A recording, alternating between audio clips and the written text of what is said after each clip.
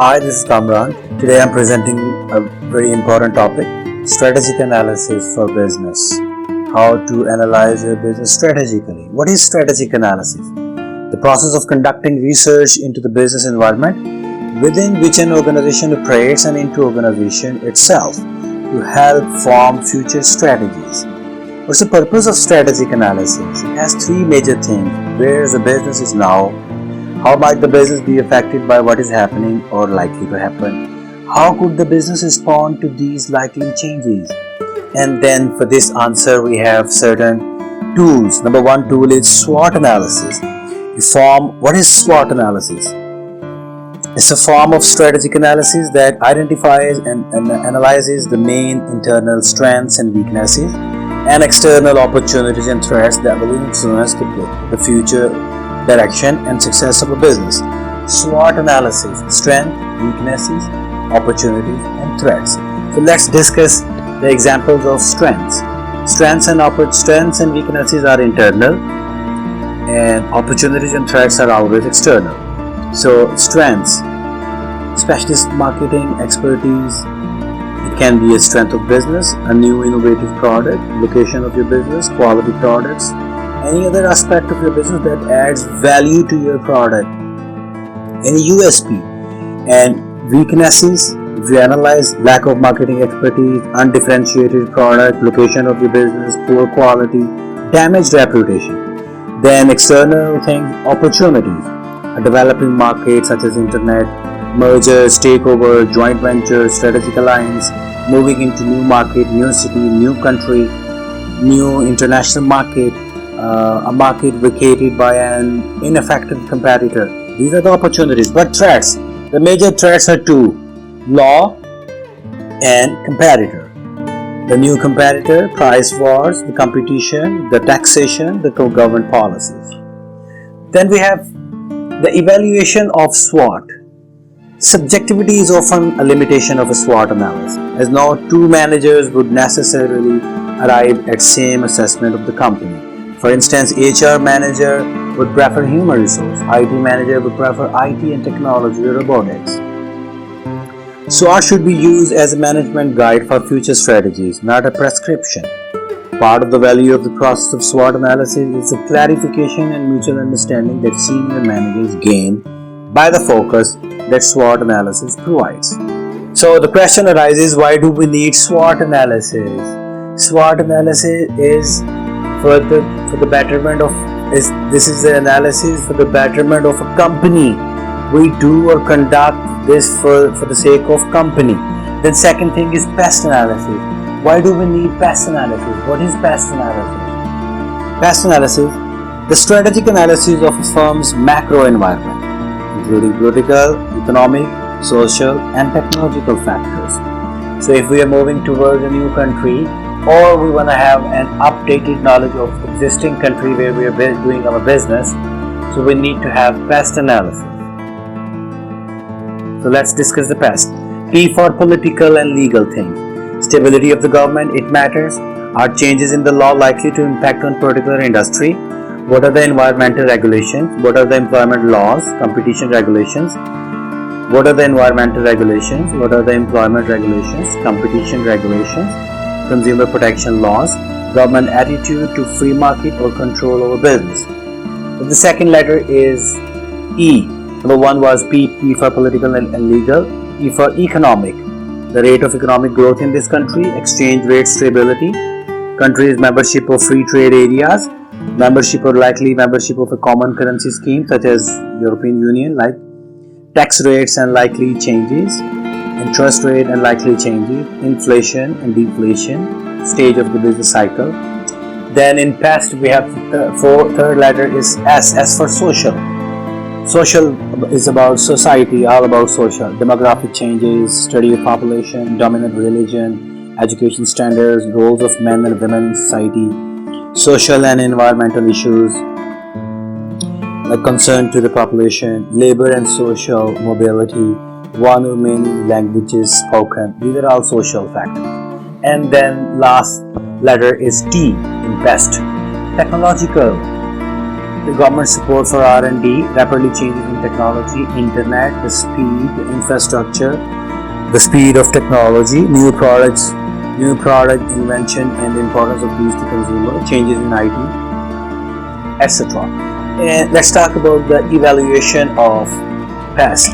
PEST analysis plays an important role in assessing the likely chances of a business strategy being successful. The four key areas. Now, PEST evaluation. Any significant new business strategy should be preceded. Any significant new business strategy should be preceded by a detailed analysis of the wider environment in which the strategy has to operate and be successful. The use of PEST analysis formalizes this process, and this results of analysis should be an important part of strategic decision making. One completed PEST analysis cannot just stop. It may need to be constantly updated and reviewed, especially in rapidly changing wider environment. For multinational businesses or for a firm considering foreign expansion,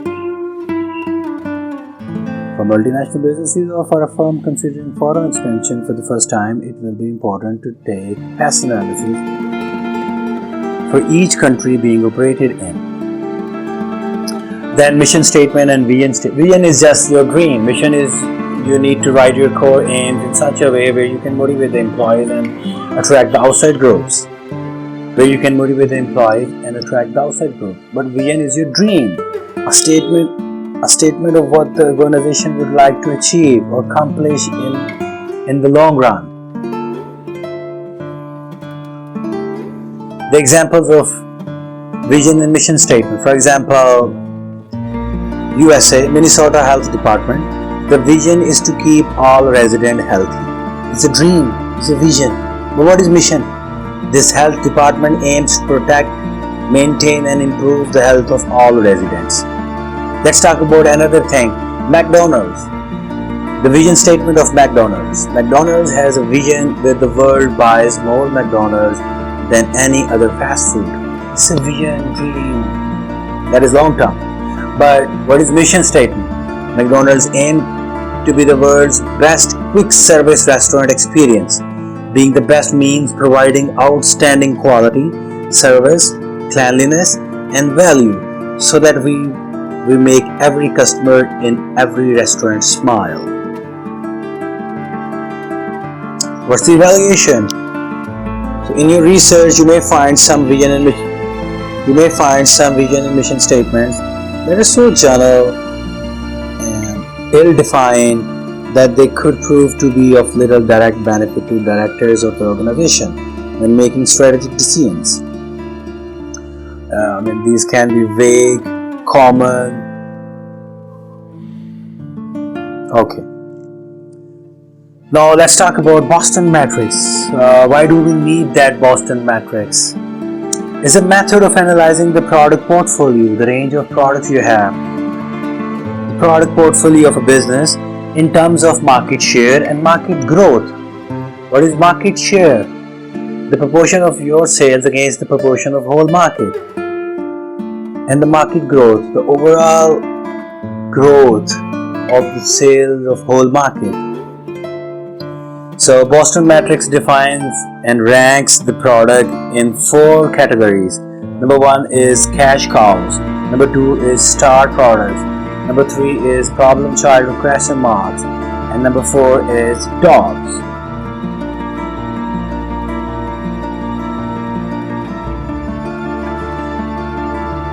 So Boston Matrix, a method of analyzing the product portfolio of a business in terms of market share and market growth. Number 1, you can rank your product. For example, if you rank your product as a cash cow, what does it mean? Low market growth, high market share. This is well-established product in a mature market. High market growth, high market share. And what about star products? High market growth, high market share. This is clearly a successful product as it is performing well in an expanding market. Problem child or question mark product. High market growth, low market share. The problem child consumes resources but generates little return. If it is a newly launched product, it is going to need heavy promotion costs to help become established. Dog product. Low market growth, low market share. The dog seems to offer little to the business either in terms of existing sales and cash flow or future prospects. So what to do? This action, Boston metrics and strategic analysis. This action could include the following strategies. By identifying the position of all of the firm's products, a full analysis of the portfolio is possible, and this should help focus on which products need support or which need corrective action. For example, building, supporting problem child products with additional advertising or further distribution outlets. The finance for this could be obtained from the established cash cow products. Holding, continuing support for star products so that they can maintain their good market position. Milking, taking the positive cash flow from established products and investing in other products in the portfolio, a cash cow. Divesting, identifying the worst performing dogs and stopping the production and supply of these. So this analytical tool has relevance when analyzing the performance and current position of the existing product portfolios, planning action to be taken with existing products, planning the introduction of new products.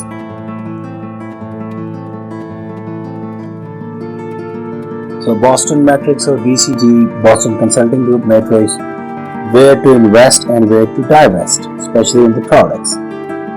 If you're thinking to enter into a new industry, so you need to have a Porter's 5 forces analysis. What is that? Number 1, Porter's 5 forces analysis is, number 1, barriers to entry. What are the barriers to entry for any industry? Maybe the cost advantage, maybe access to inputs, government policies, economies of scale, capital requirement, brand identity, access to distribution, expected retaliation. Then the second force is power of supplier. Supplier concentration. If the suppliers are few, then they are more in the power, right?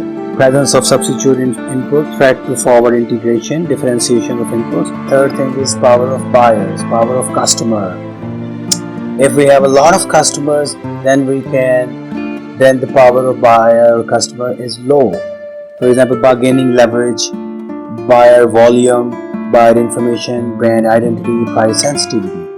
Then the fourth thing is threat of substitute, switching cost, buyer preference for substitute, price performance, trade-off of substitutes. And the last one is competitive rivalry. So Porter 5 forces is a framework for business strategies. How does this analysis of competitive situation in an industry help a business take important strategic decisions?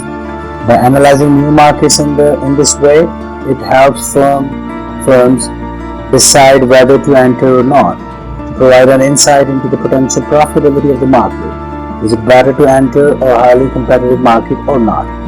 By analyzing the existing markets of business operates, and decisions may be taken regarding, do we stay in these markets in future if they're becoming more competitive, and how could we reduce the level of competitive rivalry in these markets?